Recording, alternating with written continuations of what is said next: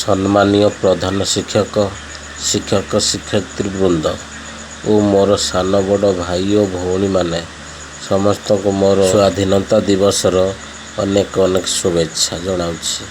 ଆଜି ହେଉଛି ଅଗଷ୍ଟ ମାସ 15 ତାରିଖ ଓ ଆମେ ଆମ ଦେଶର 80ତମ ସ୍ୱାଧୀନତା ଦିବସ ପାଳନ କରୁଛେ। ଏହି ଦିନ ଆମେ ଦେଶର ସମସ୍ତ ଗୌରବକୁ ମନେ ପକାଉ।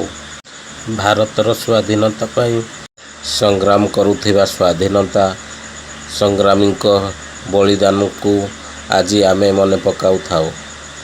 ମହାତ୍ମା ଗାନ୍ଧୀ, ସୁଭାଷ ଚନ୍ଦ୍ର ବୋଷ, ବାଜି ରାଉତ ଓ ରାଣୀ ଲକ୍ଷ୍ମୀବାଈଙ୍କ ପରି ଅନେକ ବୀର ସଂଗ୍ରାମୀ ମାନେ ଇଂରେଜମାନଙ୍କ ବିରୋଧରେ ଲଢ଼େଇ କରିଥିଲେ।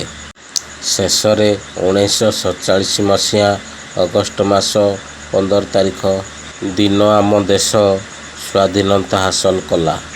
ଆଜି ମୁଁ ଜଣେ ଭାରତୀୟ ବୋଲି ଗର୍ବ ଅନୁଭବ କରୁଛି। ମୋର ଏତିକି କହି କର୍ତ୍ତବ୍ୟ ଶେଷ କରୁଛି। ଜୟ ହିନ୍ଦ, ଜୟ ଭାରତ ମାତା କି ଜୟ।